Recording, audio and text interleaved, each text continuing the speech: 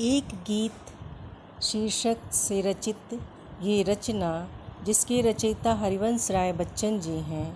ये गीत जो है ये कक्षा 12 के विषय हिंदी की पुस्तक आरोह भाग 2 में संकलित है, जिसका शीर्षक है दिन जल्दी जल्दी ढलता है। ये इसी शीर्षक गीत से उद्धृत है और इसके रचयिता हरिवंश राय बच्चन हैं। इस गीत में बच्चन जी ने एकाकी जीवन की कुंठा तथा प्रेम की व्याकुलता का वर्णन किया है। पंक्तियों को ध्यान से सुनिए। दिन जल्दी जल्दी ढलता है, हो जाए न पथ में रात कहीं, मंजिल भी तो है दूर नहीं। यह सोच थका दिन का पंथी भी जल्दी जल्दी चलता है, दिन जल्दी जल्दी ढलता है। यहाँ जल्दी जल्दी दिन के ढलने से आशय है कि समय जो है वो बहुत जल्दी जल्दी बीत जाता है और हमें इसका आभास भी नहीं होता।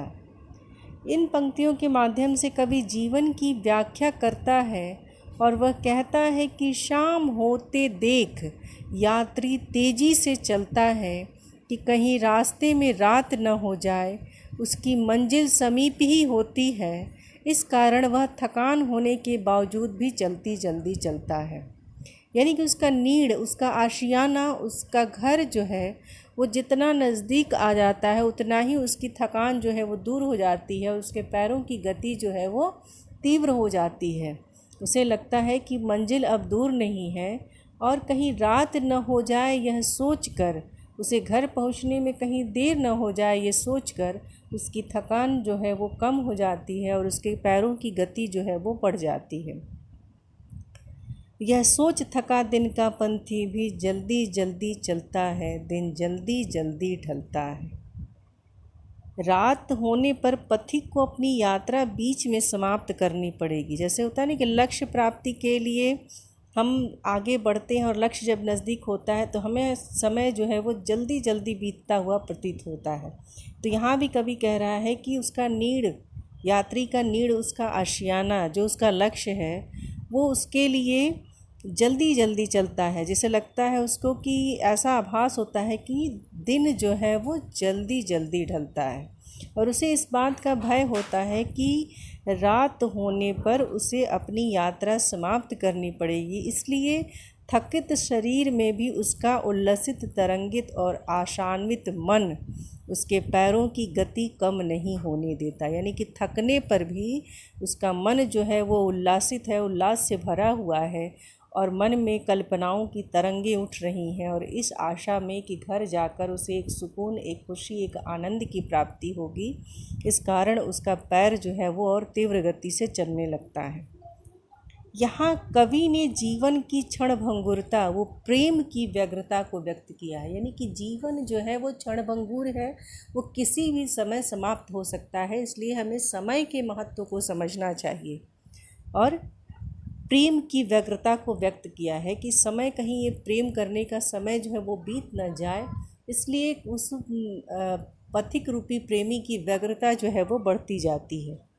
जल्दी जल्दी में पुनरुक्ति प्रकाश अलंकार है क्योंकि शब्दों की आवृत्ति हुई है। भाषा सरल, सहज और भावानुकूल है, जिसमें पूरे गीत में चाहे वो आत्म परिचय हो या दिन जल्दी जल्दी ढलता हो, दोनों में खड़ी बोली का प्रयोग है।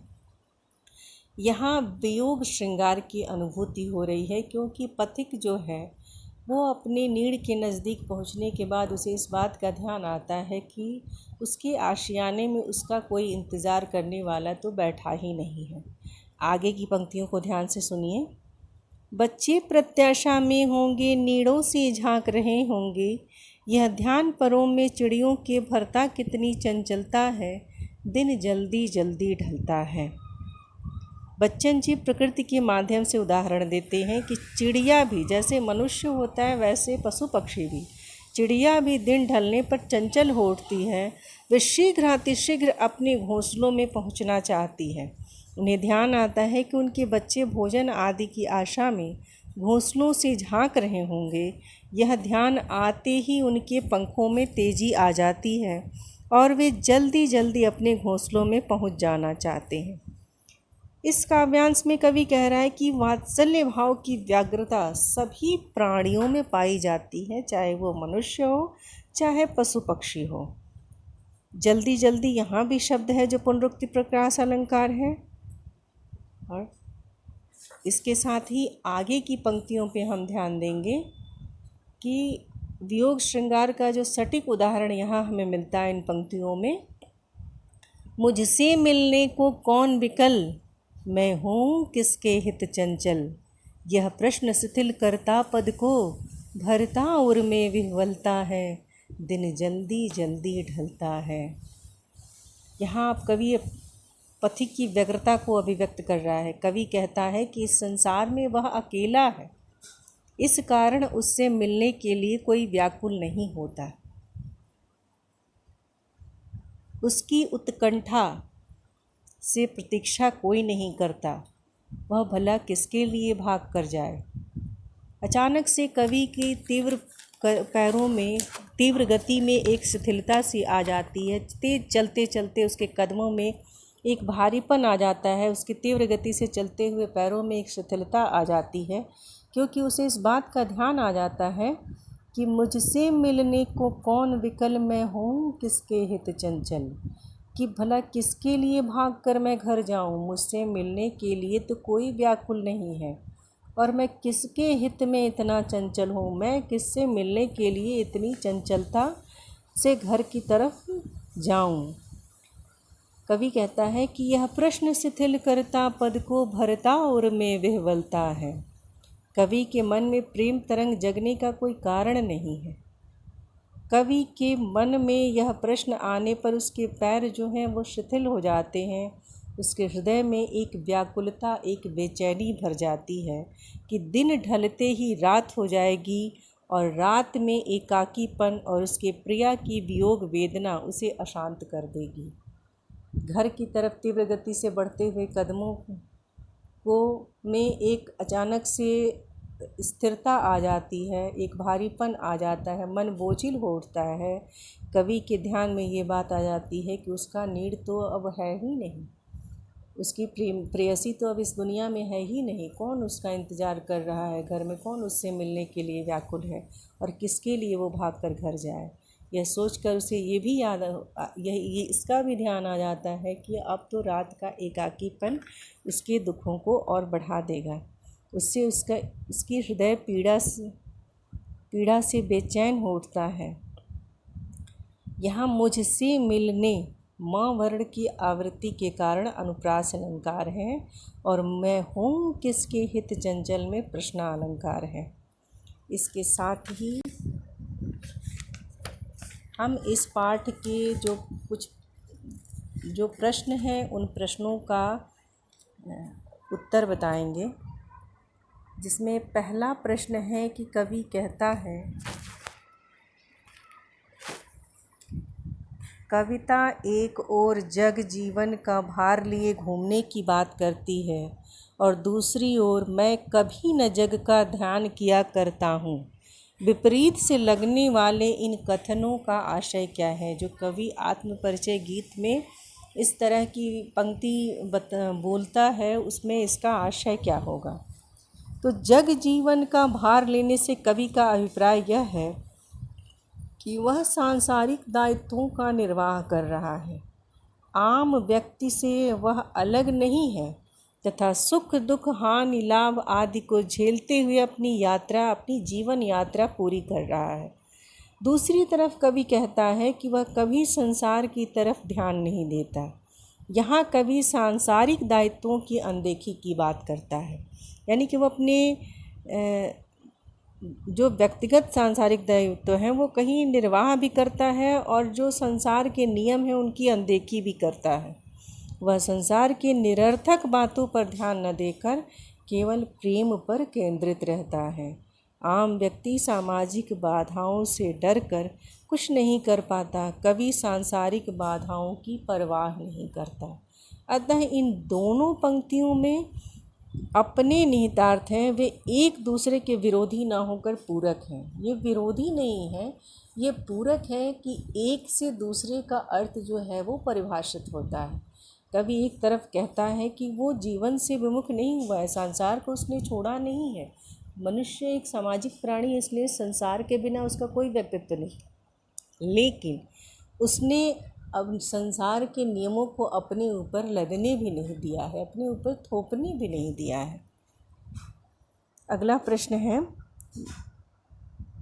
कि जहाँ पर दाना रहते हैं वहाँ नादान भी होते हैं, कवि ऐसा क्यों कहता है? तो यहाँ हम कह सकते हैं कि नादान यानी मूर्ख व्यक्ति सांसारिक माया जाल में उलझ जाता है। मनुष्य इस माया जाल को निरर्थक मानते हुए भी इसी के चक्कर में फंसा रहता है।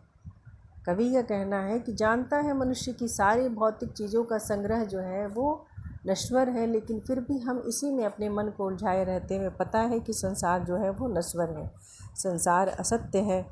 मनुष्य इसे सत्य मानने की नादानी कर बैठता है और मोक्ष के लक्ष्य की धुल कर संग्रह वृत्ति में पड़ जाता है। यानी कि जो मोक्ष, जीवन के मोक्ष का जो लक्ष्य होता है वो उसे भूल जाता है और संग्रह की वृत्ति यानी कि कितना वो बटोर सकता है इन सांसारिक चीज़ों को, इसी में लगा रहता है। इसलिए कवि कहता है कि नादान वही है हाय जहाँ पर दाना। इसके विपरीत कुछ ज्ञानी लोग भी समाज में रहते हैं जो मोक्ष के लक्ष्य को नहीं भूलते, अर्थात संसार में रहकर भी वो संसार से विरक्त होते हैं। कवि के कहने का तात्पर्य यह है कि संसार में हर तरह के लोग रहते हैं। अगला प्रश्न है, मैं और जग और कहाँ का नाता। इस पंक्ति में और शब्द की विशेषता बताइए। तो इसका उत्तर इस प्रकार होगा, यहाँ और शब्द का 3 बार प्रयोग हुआ है, अतः यहाँ यमक अलंकार है। पहले और में कवि को स्वयं को आम व्यक्ति से अलग बताता है। वह आम आदमी की तरह भौतिक चीज़ों के संग्रह के चक्कर में नहीं पड़ता। दूसरे और के प्रयोग में संसार की विशिष्टता को बताया गया है। संसार में आम व्यक्ति सांसारिक सुख सुविधाओं को अंतिम लक्ष्य मानता है। यह प्रवृत्ति कवि की विचारधारा से अलग है और का प्रयोग संसार और कवि में किसी तरह का संबंध नहीं दर्शाने के लिए किया गया है। इसलिए यहाँ और शब्द का अलग अलग अर्थ में प्रयोग है। अगला प्रश्न है, शीतल वाणी में आग होने का क्या अभिप्राय है। तो यहाँ कवि शीतल वाणी में आग होने से उसका तात्पर्य है, कवि कहता है, एक पंक्ति है इस आत्मपरिचय गीत में कि शीतल वाणी में आग लिए फिरता हूँ।